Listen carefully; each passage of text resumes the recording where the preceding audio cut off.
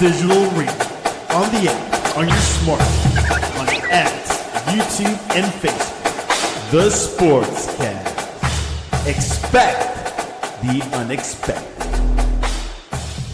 The Donut Bag presented by The Sportscast.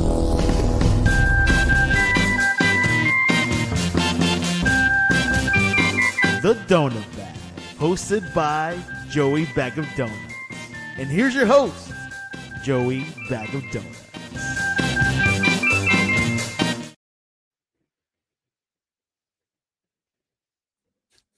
What's going on, everybody? I will never get over that there's a theme song to this thing now, but pretty cool. Welcome to the Donut Bag podcast, part of the Sportscast Network. If you want to join in the conversation, there's a little scrolly thing down there, youtube.com/@JoeyBagOfDonuts. Always love when people comment. And while you're there, like and subscribe and all that good stuff. Well, you and me went to training camp. Unfortunately, not together. We were a day apart. I know. What are these? I know. Look cool if we were there, and doing a live podcast from training camp. One of these days, we got to do it. I'm sure we will. That sounds like really cool. You're like, look at that jag up. Look at that. Look, oh my god. Look at what that guy's wearing. Oh my goodness. Oh yeah, there were probably some, and shame on me for not taking pictures, but there were Tommy Maddox jerseys taped over with the duct tape, classic Yinzer, and then I think it was from this weekend. But today, someone posted a picture of Mike Tomlin 04 on their jersey. I have no idea what that's even about. I've never even seen. Why 4? And it's 0-4.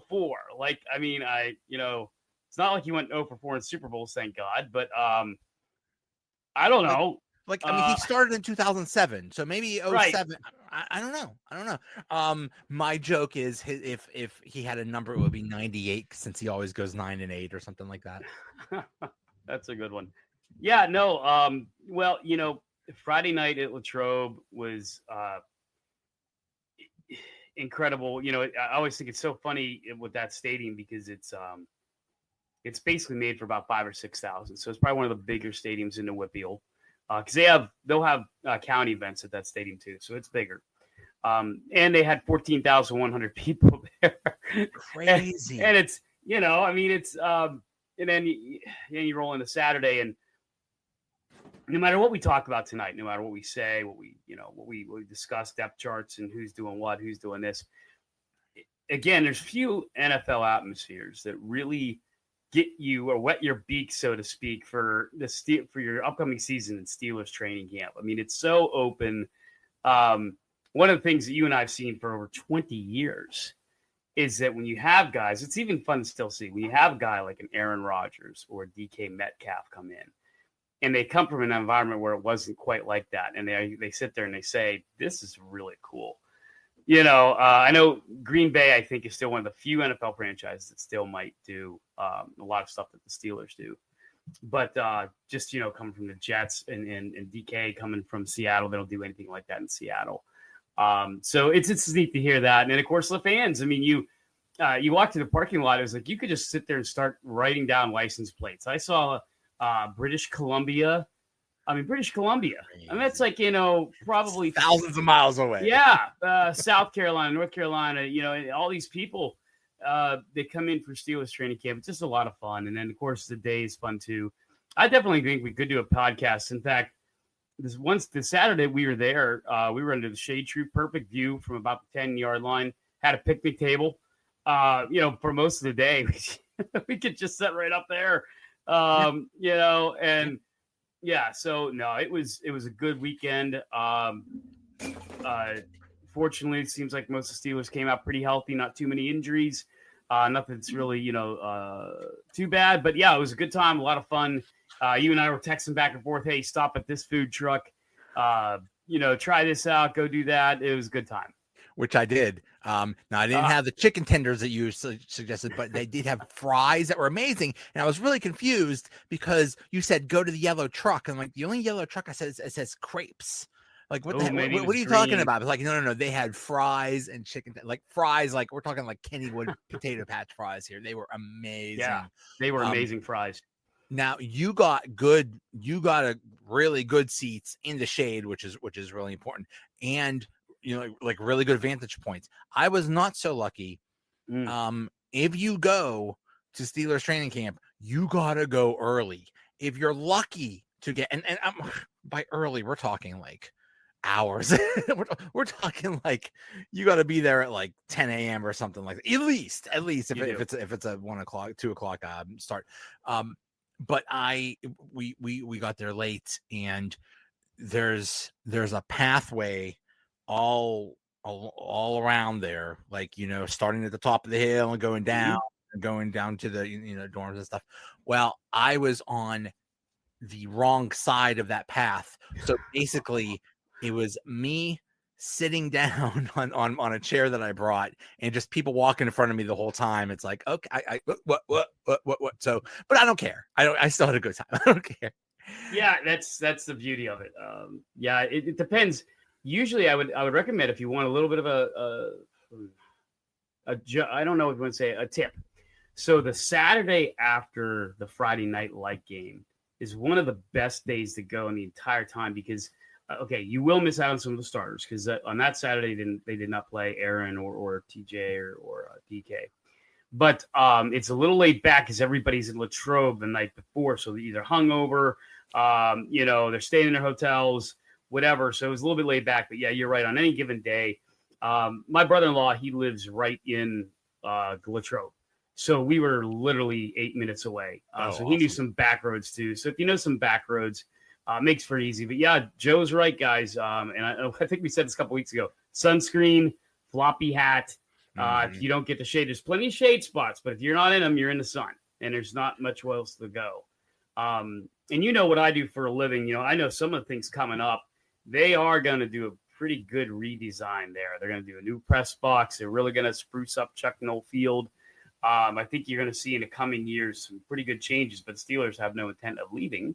They're just looking to kind of improve not only things for St. Vincent athletics, but also for Chuck Noll Field there. So sit and wait. It's going to be a lot of fun. I saw some big giant building being made. I don't know if that has anything to do with the Steelers or whatever, but no, just something for St. Vincent's. Okay. Yeah. That'll be the new basketball gymnasium. It's going to be pretty darn cool.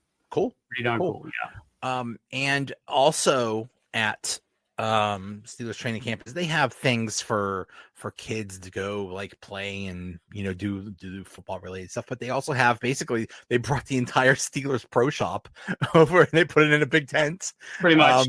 Yeah, a lot of merching. They have the tackle dummies. Steely McBeam is there every day, going nuts. And I will tell you, even though it's fun on DVE, the Steely DVE, real Steely does not like Steely DVE. Trust me, I wonder why. I know. I did that once, and I got a pretty good punch in my arm. Not a flattering portrayal of Steely McBeam on the show. No, but it's so great. But yeah, but no, there is a lot for kids to do, folks. There really is, and I love how they, and kids come. We were there. Half the fun is sitting there, and this one kid, him and his dad, they had come out from Scranton area. And he was psyched because he got TJ Watt's autograph that day. He got Mount Washington's autograph. He got a couple, because they give out the hats. They give out, you can get the white footballs for very cheap, with the white panel, like it's a four-seam football, the white panel. I mean, it's great. So a lot of fun. And again, the money they raised Friday night, I didn't get the total yet from my contacts there. But I know it's over $200,000 that will go back into like Latrobe School District, Latrobe. Wow. Yeah, I mean, it's insane. They just, amazing. Yeah, it really is. So, yeah. So at the pro shop, I'm a big cheapo, and I go to the clearance section, and there were plenty of George Pickens, still Chase Claypool stuff, but they also have Russell Wilson stuff, which I got. Nice. This jersey, an NFL jersey, cost $25. I could not pass it up. I don't care who's on it. Okay, maybe I would care if a couple people were on it. I wouldn't buy it. But still, I don't care. Russell Wilson's on it. I don't care. $25 for an NFL jersey. I'm taking that any day of the week. There you go. And if Will Howard switches to number 3 next week, all you need is duct tape and a magic marker. You're going to be fitting right in. I already repurposed my Kenny Pickett jersey to an Aaron Rodgers jersey with the duct tape, so we're good to go. So. Yes, there's a lot of Kenny Pickett jerseys repurposed into Aaron Rodgers. A lot. I could also take the 3 and turn it. I think Peyton Wilson's 41. I could somehow get a 41 or something like that. They said that a buddy of mine that helps run that tent, he said he's been there for years.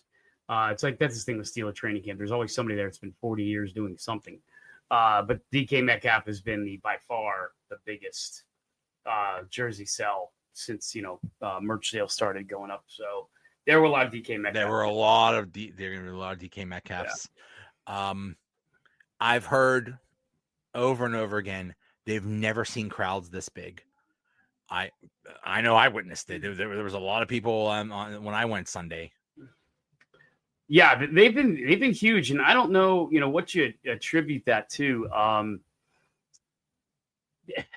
Aaron Rodgers? Definitely, Aaron Rodgers, DK Metcalf. Yeah, I agree. Bringing some of those new guys in, I think that's been a big deal. I think each year they seem to do more and more for kids. And it just seems like it just becomes a rite of passage. Like I didn't meet the people from British Columbia. But I mean, you figure that, those ladies, whoever they drove in for British Columbia, holy crap. They drove in from British Columbia. I mean, you might as well drive in from Russia. Right. Pretty much. Yeah.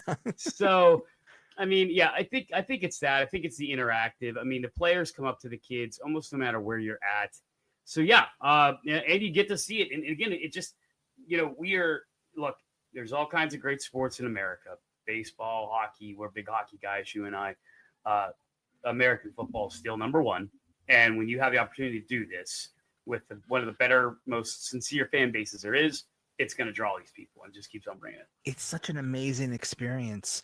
I remember one year I was just hanging out afterwards and I was just talking to the offensive linemen. We're just hanging out together. Like it's just an amazing experience. You could get autographs. It's such a wonderful thing. So if you are able to go as a Steelers fan, I would highly recommend it. It is amazing. And also it's in the middle of nowhere. It's like Field of Dreams before football. It's just such a beautiful, picturesque thing. It's a beautiful area. It is. Yeah. Yep. But onto how they're playing so far. Now, I think today was a little bit different, but basically the story of the training camp so far is the defense is dominating the offense. Anytime they do 7 shots, it's like the defense wins 6-1 or something like that. Is that because the offense is that bad, or is the defense that good? Is this? I mean, kind of sounds like this is a really good defense. I think it's twofold. I think the defense is going to be pretty good. Tomlin is famous for Tomlinisms and really never showing his hand. I'd always say he'd make a great poker guy. Like when it's all done, he needs to go to the World Series of Poker. Yeah. But he has even had a hard time shutting up about how good defensive backs look, in particular. So they've looked very good.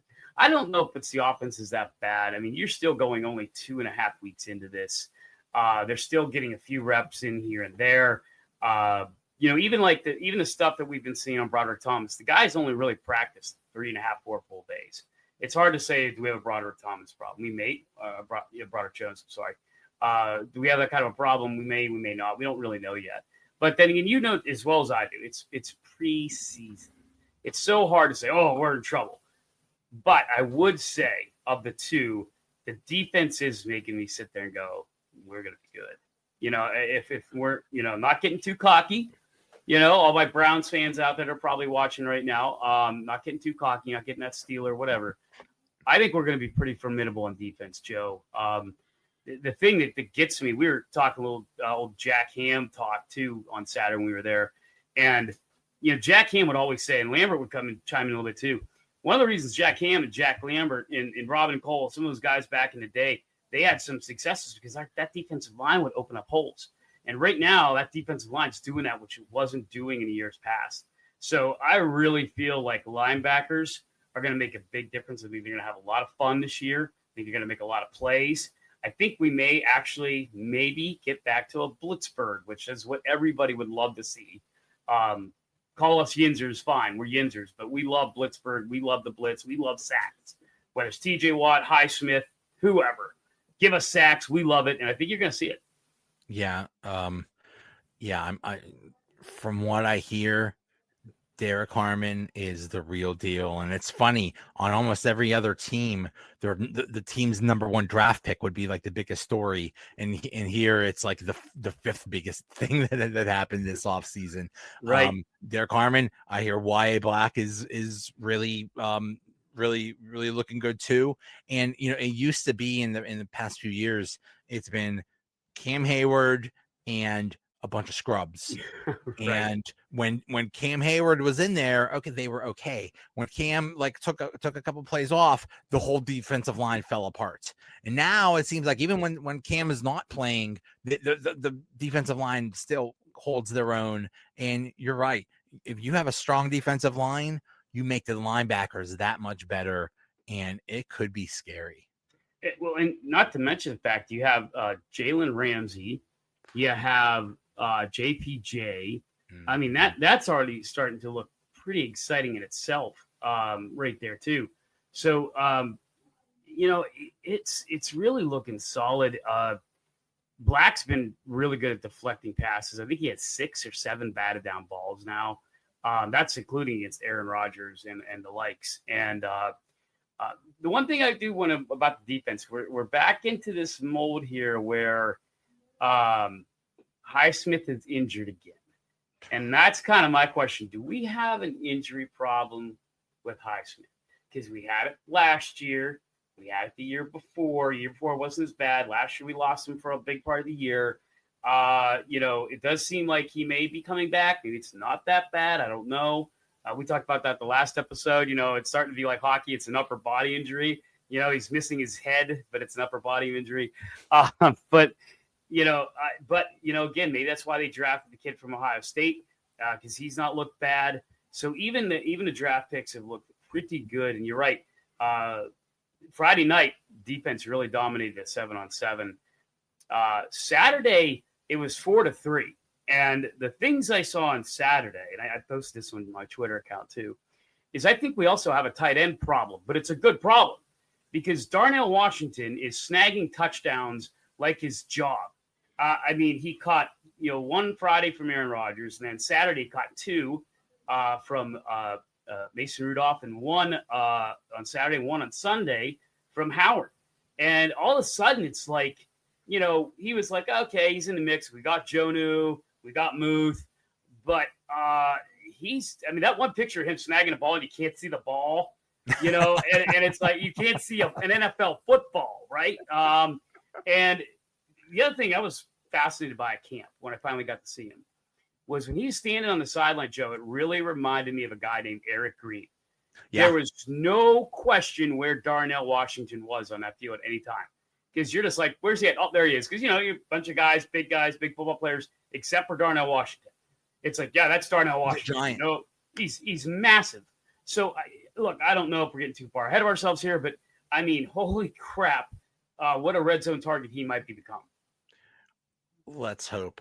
From what I'm hearing, he has improved a lot. From when he was a rookie, he would catch the ball and then he would fall or something like that. Now he's catching the ball and he's running like crazy. Aaron Rodgers recognizes, oh my God, this guy's a giant.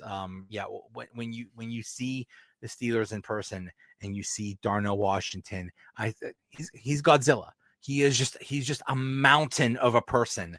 And it's like, and we've been screaming at this for 3 years now. It's like, why don't you just give it to the giant man that nobody can cover and just just give him the ball and let him run. Like this is not hard, people, but we'll see. We see this in the preseason, we see it in the training camp, and then it doesn't happen in the regular season. So I don't know. The difference in this year versus last year, from what I've seen, is last year they had him doing a lot of pattern running inside the 20.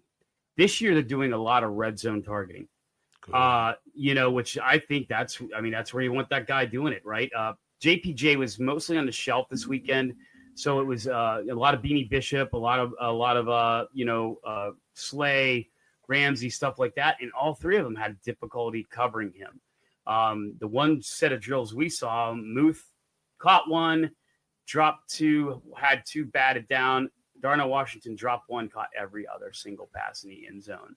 And that's with a blitz on, I mean, so he's that guy where, sometimes, Joe, I think you look at a guy and you're like, well, he's a good athlete. He's great. But no matter what you say, when somebody's that big, that big gives you forgiveness in the end zone. Like, I can throw it up to him on a kind of a crappy pass, and he probably is coming down with it, and he did.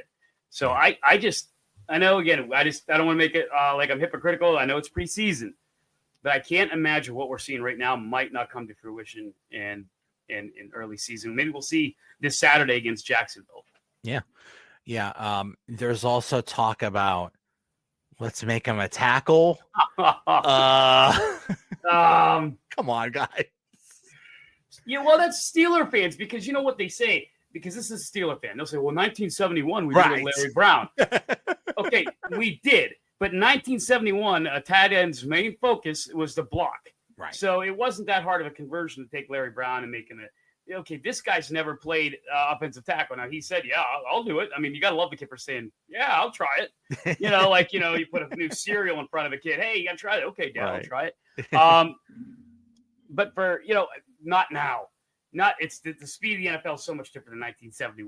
And 1971, 2025, totally different. Yeah. It happened one time in history. Nobody else is doing anything like that. That should tell you that it's something not to be done. Okay, so let's put that to rest. But we'll see. But that leads to, I know it's early and I know he's been hurt, but it doesn't sound good for Broderick Jones yet. I know it's extremely early, but I hope we don't have a problem. It's pretty early, considering the kid's gotten minimum practice time. I called him Broderick Thomas before, like the Rockford Files or whatever. Or no, what was that? It was before the Rockford Files. I forget what that old cop show was, but I know my grandma Steele used to watch it. But no, Broderick Jones, yes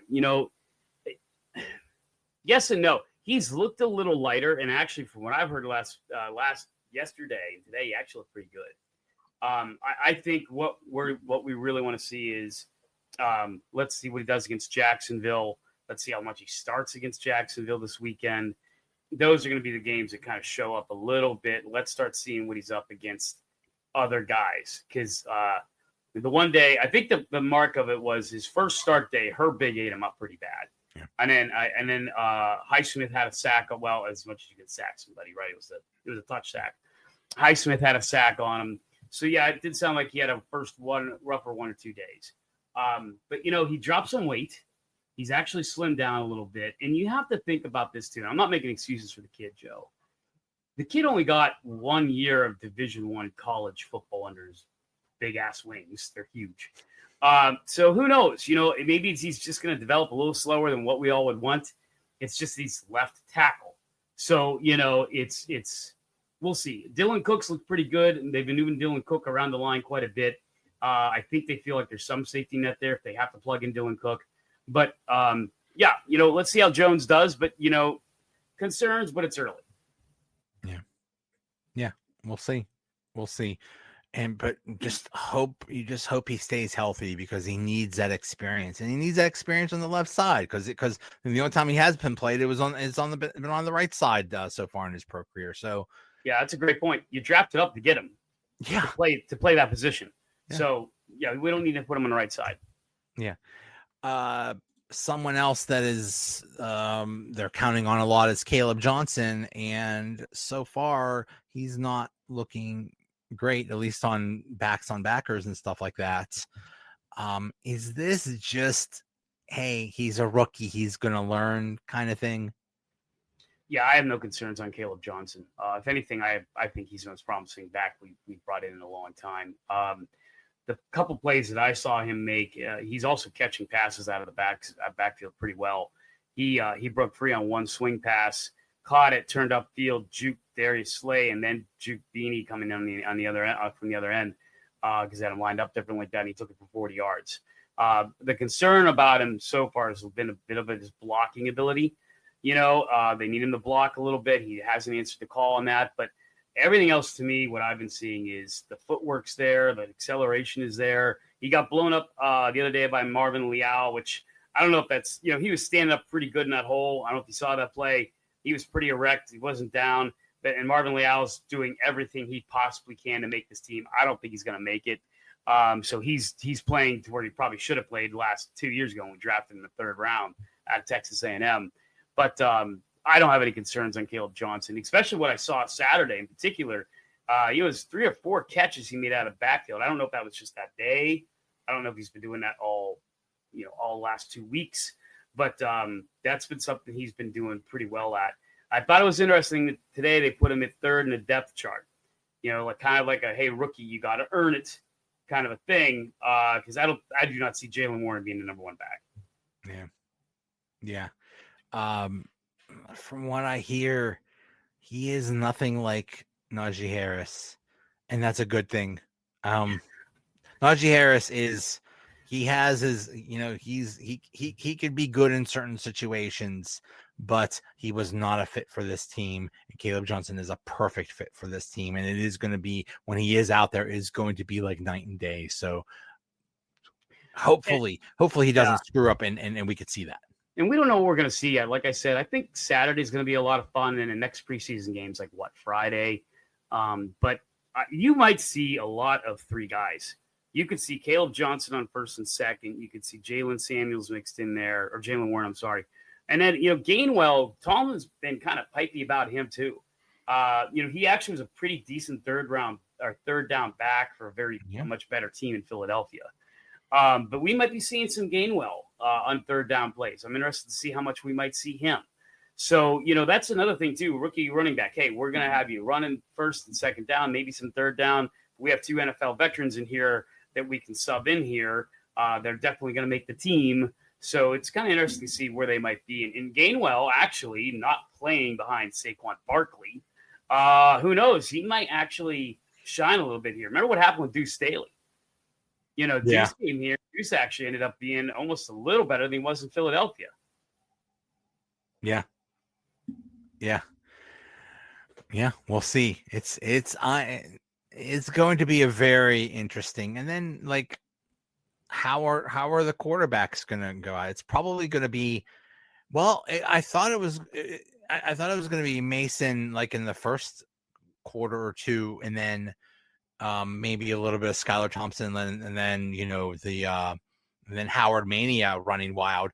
But Will Howard just got hurt his hand, so maybe we won't see him at all. We might not see him at all. I mean, it was a collision with the center, handoff thing. He gave thumbs up when he walked off the field today, so he's probably okay. I think Skylar is on his way out. I don't think he's making his team. But yeah, you might see him in the second half on Saturday against the Jags. But no, I think my question I wonder is how much you'll see Aaron Rodgers. Are we even going to see him at all? He's 41. Are we going to see him for 1 drive? I don't know. If I were to guess, I would say nothing in this game, a little bit in the next game because that's the only home game. And then nothing in the 3rd game. So just a guess. You never know. Aaron Rodgers could be like, I want to go out there. I don't care. So who knows? I mean, right. He could. I think he's content with not. No, I think you'll definitely see. I think you'll see a lot of Mason Rudolph, and then mix of Will Howard and company, providing Will Howard's healthy. But I think you'll see a lot of Mason Rudolph on Saturday night. I'm just worried if this will delay the Will Howard Hall of Fame induction in 20 years. I don't know. It's one thing you got to say with those Big Ten fans, Penn State included, Ohio State. There were a lot of Ohio State fans when I was there, and they were going nuts when he was out there. They were going nuts with the linebacker being out there. So. Yeah, Ohio State, the Steelers have always had a decent connection the last, 10, 15 years. So, but he was very well sought after. Kids were running up to get his autograph. Yeah, it's so funny. Yeah, It's That's where we're at. We're screaming. Now the backup quarterback is always like the most popular player Oh, yeah. on the team. So Yeah. this is, but yeah. People. Yeah, and I don't know how that applies to Cleveland right now because they have 41 quarterbacks. But I think this afternoon, Saunders is going to be the starter. But I mean, holy cow, what is going on in Cleveland with, the injuries and then they just brought in, I think it's Huntley, back who played for I think he started for the Dolphins for 3 or 4 games last year. So at least we're not there yet, and hopefully we never get there. Oh, that's going to be interesting. And if one of those quarterbacks gets cut, I know I shouldn't care. We shouldn't give a crap about Kenny Pickett. No, we shouldn't, but we do. Okay. He will always be tied to the Steelers, and it didn't help things when he said things like, "Oh yeah, with the Eagles, they're a real organization. They really know how to do things." Oh, you mean like cut you do? Or you mean like get rid of you? That's right. They are a good organization. Right. Yeah, you're on your 3rd team, kid, in 3 years, and I just saw a pretty good thing on ESPN right before you and I went on the air that they were grading that draft class, and he was a D-, which. I'm not sure how Kenny Pickett's not an F because F's total failure, which is what he is, and a bum. And if he hadn't gone to Pitt, nobody would have cared. If he would have played at, Slippery Rock or, Miami, no one would care. But he went to Pitt, so obviously people still think he has something to give. And I don't see it. He'll probably make the Browns roster just out of veteran. But I wouldn't be surprised if he's not in Cleveland next year. He's going to be a journeyman quarterback. That's all he's ever going to be. Oh, that's a shame. Yeah, right. There is a rumor that Terry McLaurin wants a trade, and he's been linked to the Steelers. Folks, it's not happening. This isn't like the Brandon Ayuk thing, which I think actually almost did happen. There's nowhere. This is nowhere close. From what I understand, McLaurin wants to be like wide receiver 1 on any team he goes. He's not going to be wide receiver 1 here. So it's not happening, folks. Stop it. I don't know. That's been I don't know why on Twitter today. It's almost like I can't even watch it. There's been all this talk about the Pirates extending schemes. That sure as hell isn't happening. Oh my God. And the reason that's not happening is they're a horribly run organization. They aren't going to spend the money to do it. The only thing that I get a sense of could this happen is Omar Khan didn't waste any time. He reached out. I don't know what the offer is. It's almost kind of fun to wonder what it is because they didn't say. The Steelers made an offer, and Washington said, we're going to reject that one. Doesn't mean Omar Khan won't go in again.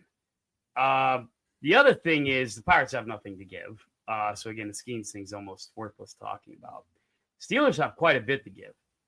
I mean, Steelers could easily say, they have the most draft picks of anyone next year.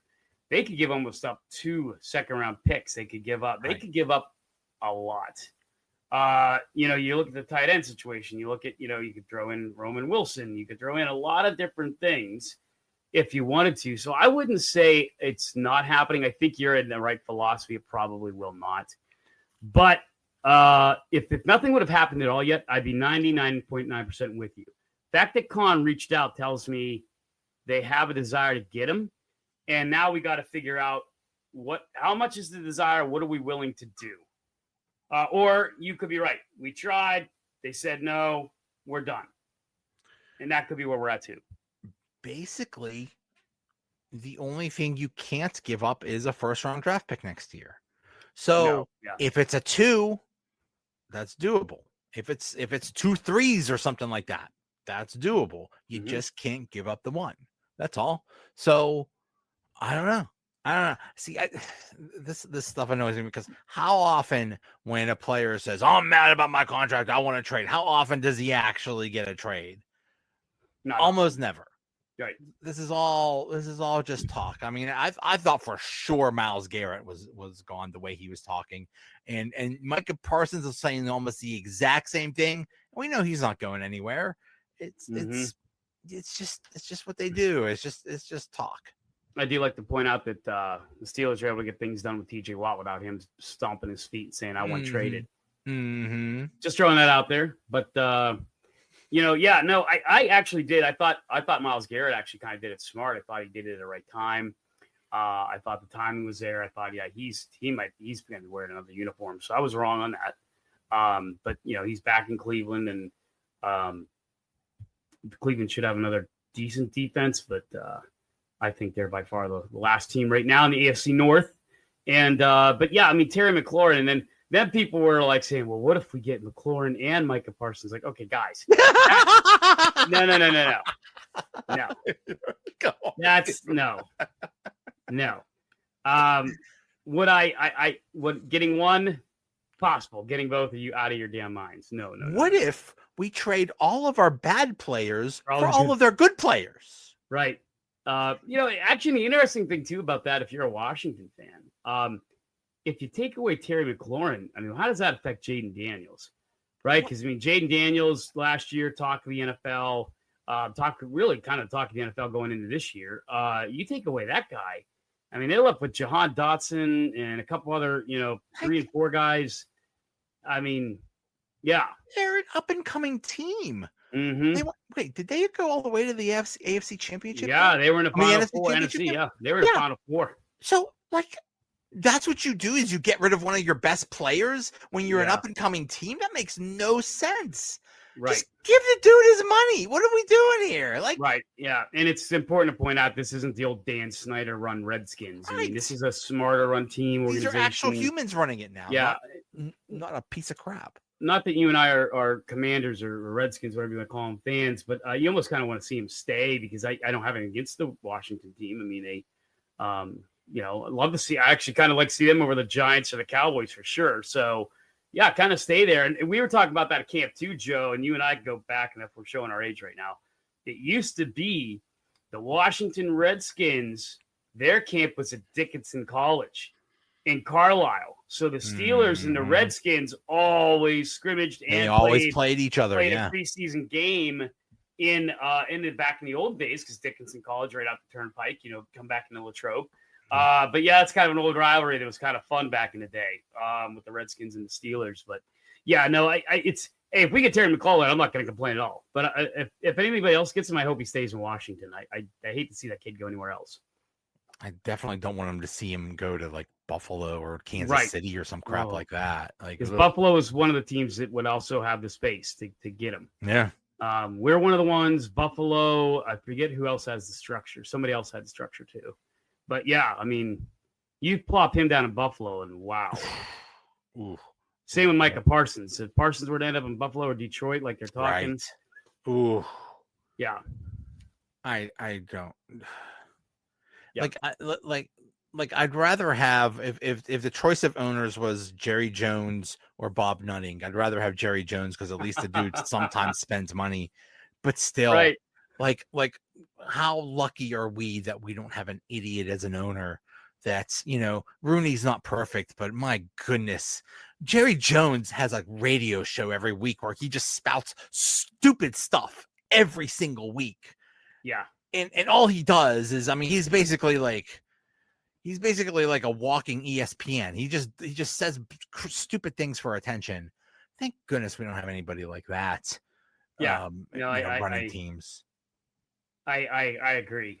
We got a comment from a buddy of mine out in Ohio, Mike Bartholomew. Where's Parsons going? Nowhere. Probably nowhere. I'm with Joe. All this stuff always comes up. There's always that big named guy that throws us out there. However, unlike Pittsburgh, Detroit has the room, and that's been the rumor, but they haven't reached out. Right. So that's, to me, that's why I could say, at least, the Steelers reached out and asked, hey, what's it going to cost? And again, it may be done. They said, okay, so what's it going to cost? And they're like, forget that. Yeah. But I'll tell you this. That's the one thing where, the Detroit Lions, they need that one extra piece to kind of get them over the top, because they've been right there. They've been right there. But, boy, you add Micah Parsons to the Detroit Lions, and you're able to move him around like they do with him in Dallas. boy, are they That's almost someone you do like a Herschel Walker type deal, like right. multiple ones, players, things like that. Because Micah Parsons is special. He's to me, he's almost a slight level above a TJ Watt and a Myles Garrett, because TJ Watt and Myles Garrett, they're basically on one spot.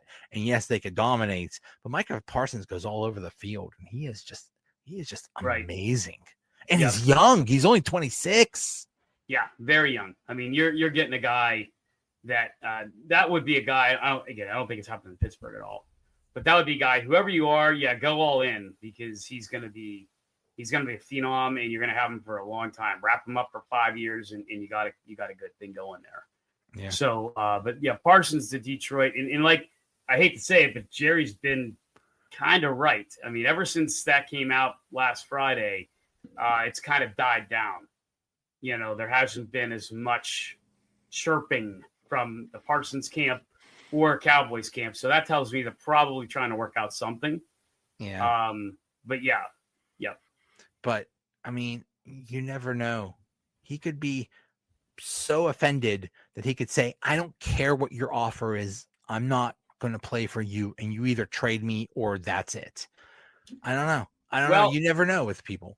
And I took this down because I knew we were talking about this. But the one quote that I thought was pretty damning. I mean, he basically said, I don't want to play here.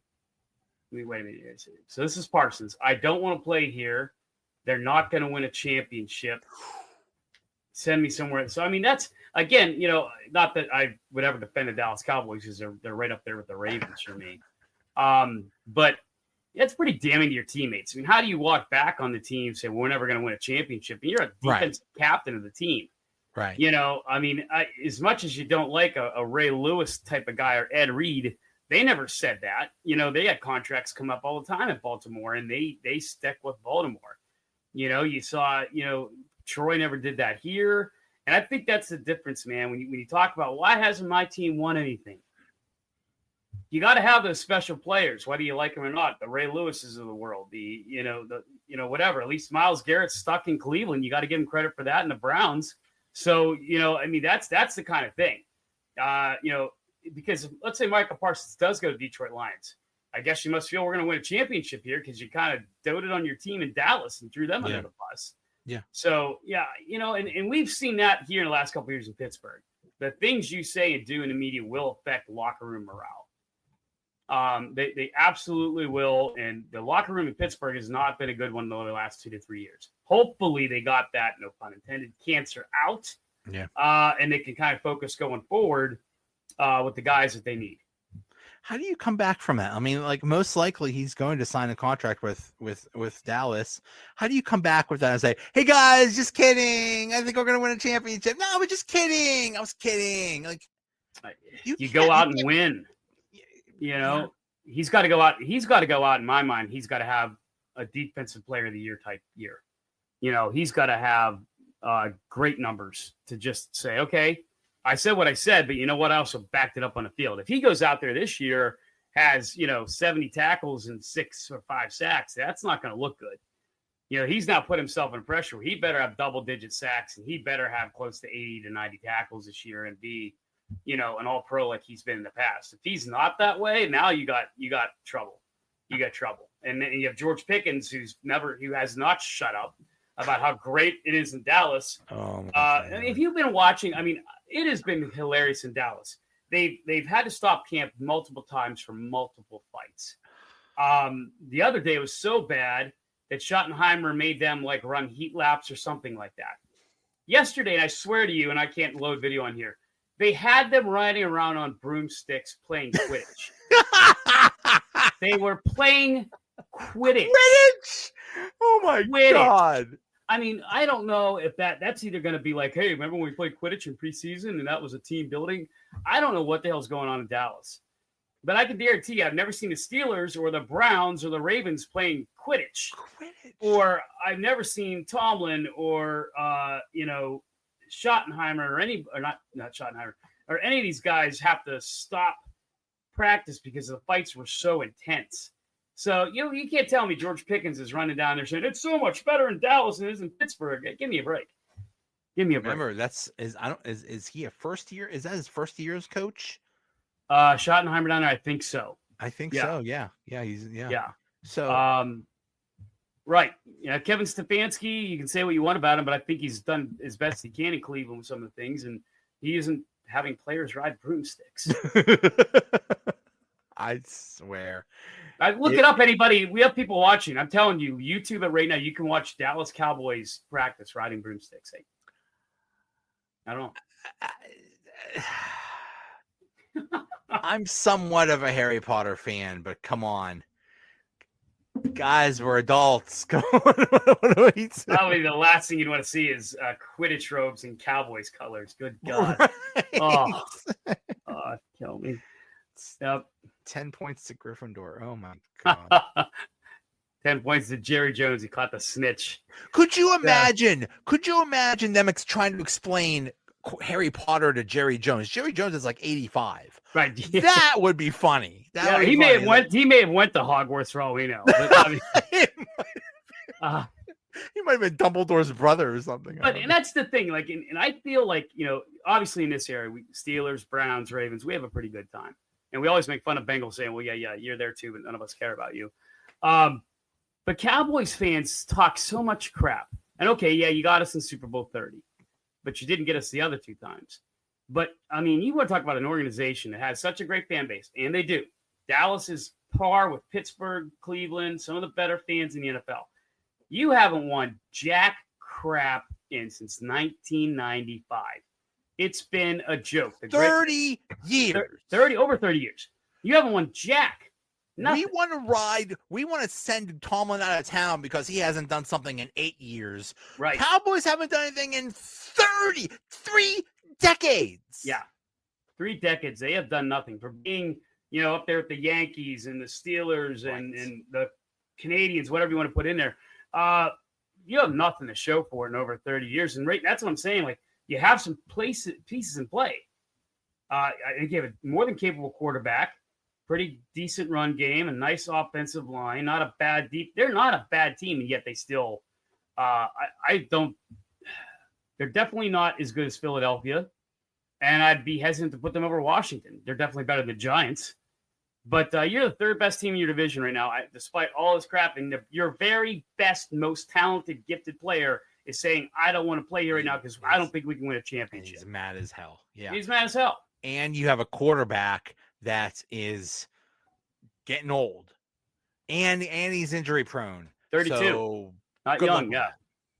Yeah, I like Dak. But his time's coming to an end here. He needs to do what he's got to do. And I believe they just lost it was Cleveland who lost the cornerback this past week. Which, you never would have seen anybody lost to injury, but damn. Not in training camp, not in preseason.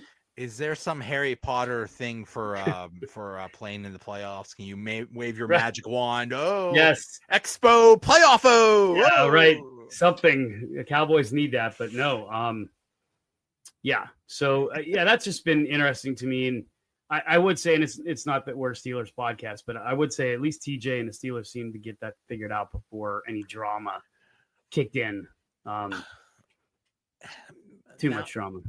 From what I understand, there are a lot of NFL training camps they're not out there playing Quidditch, but they're not out there as hard and as intense as the Steelers have theirs. So I think that's a good and bad thing. I think what it leads is to a good start, but then they get tired toward the middle and the end of the season. But at least they start well, and they're at least doing stuff. They're at least they're working hard in training camp and not training it. I mean, the Bengals treat it like a vacation, and then they go 0-4 every year. Right. No, I think there's something to that. You took those old school guys like Noel and Chuck Knox and Marty Schottenheimer and Bill Parcells, and they stayed in the pads until pretty much, week one. And that's the thing. Do you sit there and have the Jack Lambert philosophy saying, oh, you're sissies if you don't do this? Right. But now these days, I don't know. And that's something that's been debated with the Steelers last couple of years. And you've even heard rumblings from the players, like we're in pads a little too long. a little too intense. So I don't know. The I don't know comes if you have somebody getting carted off, and if you have multiple injuries. I don't know, but at least we know quarterbacks pushing blocking sleds this year, so at least they made Thank goodness. Thank goodness. At least they made that decision. So yeah. Yes. Yeah. I don't think Aaron Rodgers was like going anywhere a blocking sled. Thank goodness. What'd you think of the depth charts? Did you get to take a chance to look at those? I did not. Is there anything? I mean, you said Kaleb Johnson is third on the depth chart? Well, and it's like I think who was it? I may have been it may have been Tennessee or Jacksonville who drafted the one wide receiver, and he's like 8. So I think it's always like it's you're a rookie, you still got to earn it. I kind of like that. I think we're going to keep a decent amount of these veterans. The only surprise cut that I see right now, I think James Pierre has played exceedingly well. He has played exceedingly well, and he's played great on special teams. And I think you could actually see Corey Trice maybe not make this team. The Steelers love Corey Trice. You and I talked about him on Steam. I remember what he used to be like when he's at Purdue and he wasn't injury-free. And I've said all along, if Corey Trice would have came through college unscathed, he would have been a top 15 draft pick. Yeah. First round, no problem. Steelers love him, what he can do. He had 1 interception for us last year, filled in well towards the end of the season. But he doesn't have that special teams ability like James Pierre does. So I think James Pierre might be on the inside getting a spot on this roster. And, a couple of the other guys, it's going to be a competition on some of the inside linebackers and some of the defensive backs. This defense being as good as it looks like it could be, that could be where you could see some interesting depth adds or cuts. Because the offensive line is somewhat questionable now. They can't cut anybody. Dylan Cook's staying. Anderson's staying. That could be kind of interesting as these next couple weeks come by, as they have to trim these rosters down. I think it's going to get interesting in wide receiver. Obviously, DK Metcalf's going to make it. I guess Calvin Austin appears as wide receiver 2, but then Robert Woods and Scotty Miller. Are you really going to keep both? I don't know, because you also have Roman Wilson and Skoranek, and from what I hear, there's Rock Taylor. He's looking good. So who are you going to keep? That's a good question. Yeah, Robert Woods could end up being that odd man out. I don't know. That's not a bad. I think you'll see a cut coming out of wide receiver for sure. I don't know if Trey Sermon will make it. Right. Although he's gotten a decent amount of reps this past week, and maybe that's why they've been giving him the reps. The tight end problem is a good problem to have. I think tight end's good. It will be interesting. Now, today's depth chart, which is it's more of a formality. Connor Hayward's listed at fullback, which, I think it's a position that's dying that shouldn't die. But I'd love to see him at cornerback. But the one pass, were you there yesterday or the day before when the pass hit him right in his face and it bounced off into Patrick Queen's hands? I think that was today. Oh, that's today. Yeah, I mean, I was like, So, I just don't think. I think Connor Hayward brings some special teams value. I think he brings some fullback value. I think Connor Hayward probably finds a way to make this team without too much effort, but I think he makes his team this year. It's going to be some interesting cuts. There's going to be some, I think, some good players to get cut. Even if at punter, I think it's obvious. It's a foregone conclusion that Cameron Johnson's going to make it, but Corliss Waitman did a good job last year, so you're going to lose him. That sucks. Yeah, he did. But I think we have probably one of the better special teams coaches in the league. I think they make pretty good judgment on that. And but I mean, it's going to get a little interesting here in these next coming weeks, what they're going to do. Remember, there's only 3 preseason games. So you use these to get ready, but you also use these as tryouts. And I think the entire third game is just going to be one big tryout. It's like, okay, guys, this is your last chance. This might be your career right here, whether you continue playing football for your career or not. So go out there. And those are some of the most interesting games because people are playing for their careers, they're playing for their lives, and they're going all out. They really are. the other guy that's been making some noise, and it looks like it's a very quiet pickup by Omar Khan, but Chucky Clark has looked fantastic at strong safety. Yeah. He may even push Deshaun Elliott for some playing time, although what I saw the last couple of days was I think it actually made Deshaun Elliott play harder because both of them are playing at a very high level right now. Thornhill has been playing better too as well. So, you're going to have – you may be keeping two strong safeties. I don't know if Sebastian Castro would stay. They might move him to special teams. But, it's kind of a good problem to have right now. So it'll be interesting to see what they do with some of these guys. Yeah. Yeah. Very interesting. We are so close to real football. Getting our first preseason game. It's coming. It's coming. We're about a month away from real games. Oh, finally, the wait is over.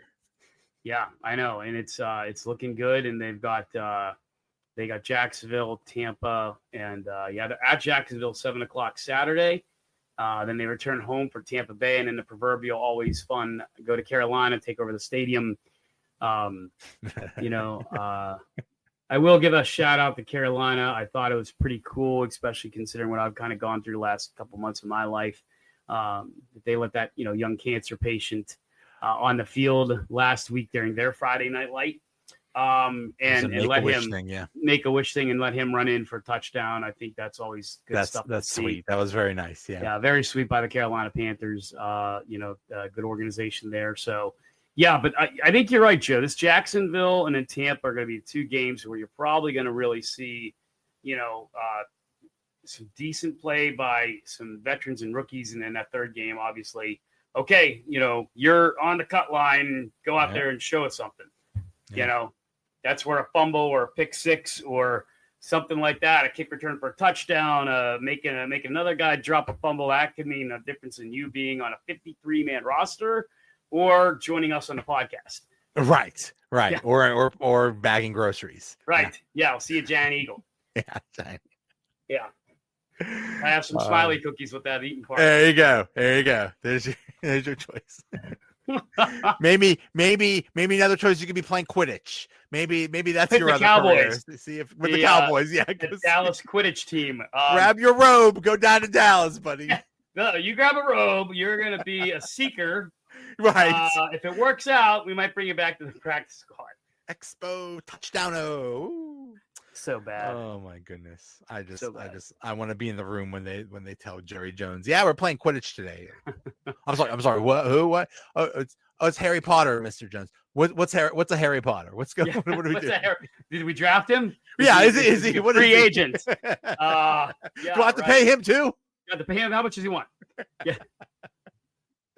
All right. All right, Joe. Thanks for coming on. I'll see you, man. Thanks, everybody. Thanks for the comments.